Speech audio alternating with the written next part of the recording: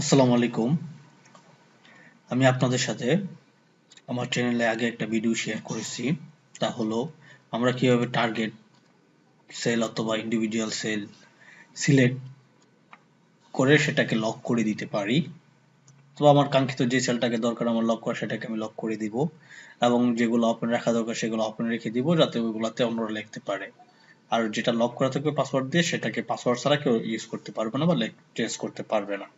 তো আজকে আমি এখন যে ভিডিওটি শেয়ার করব সেটি হচ্ছে অনেকটা ওইরকমই ভিডিও কিন্তু সিস্টেমটা আলাদা। কারণ অনেক সময় ওইটাতে আমরা নির্দিষ্ট একটা এরিয়া সিলেক্ট করে সেটাকে আমরা লক করে দিছি, বাকি এরিয়াগুলো আমরা ওপেন রাখছি। এখানে আরেকটা যেরকম আমি আমার এই যে নাম্বারিং গুলা বা চেঞ্জ করার সুযোগ দিব আমি অন্যদেরকে, কিন্তু আমার এই ফর্মুলা বারটাতে আমি কাউকে হাত দেওয়ার সুযোগ দিব না।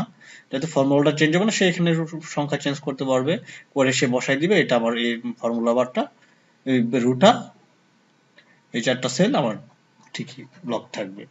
এরকম যে ইন্ডিভিজুয়াল সেল নাম্বার আছে দেখেন, এটা ডি 13 40 13 E13 F G, এই চারটা যেহেতু ফর্মুলা আছে দেখেন, এই যে এখানে ফর্মুলা আছে, সেল করলে এখানে শো করতেছে যে ফর্মুলাগুলা।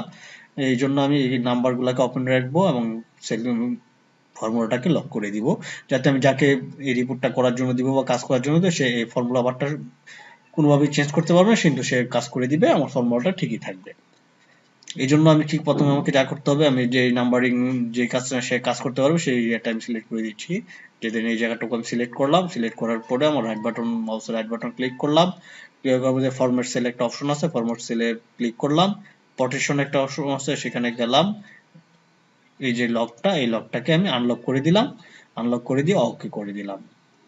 ওকে করার পরে এই দেখেন এখন আমি এই জায়গাটাকে আনলক লাগবে আর এইগুলাকে আমি লক করে দিব।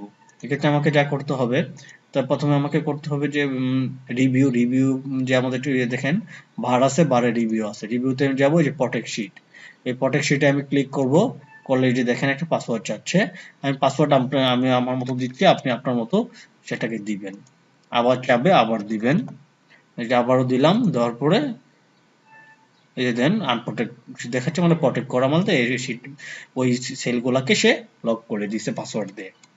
এখন দেখেন এই যে এখানে আমি ইচ্ছা করলে চেঞ্জ করতে পারতেছি, এখানে আমি চেঞ্জ করতে পারতেছি, আমার নিচে চেঞ্জ হয়ে যাচ্ছে, কিন্তু যে এই ফর্মুলা দিচ্ছে না, মানে এখানে কোনো করতে পারবো না, মানে আমার এই ফর্মুলা বারে এই পাসওয়ার্ড ছাড়া আনলক না করে কেউ কাজ করতে পারবে না, কিন্তু প্রত্যেকটা আলাদা যে সেলগুলো আছে প্রত্যেকটা সেলে সে কাজ করতে পারবে, সেটা অটোতে এখানে বসে যাবে। আমাদের চাই অনেকের এরকম দরকার হয়, তা আশা করি আপনাদের এই ভিডিওটি কাজে লাগবে। অবশ্যই আমার চ্যানেলকে লাইক এবং সাবস্ক্রাইব করবেন। ধন্যবাদ সবাইকে।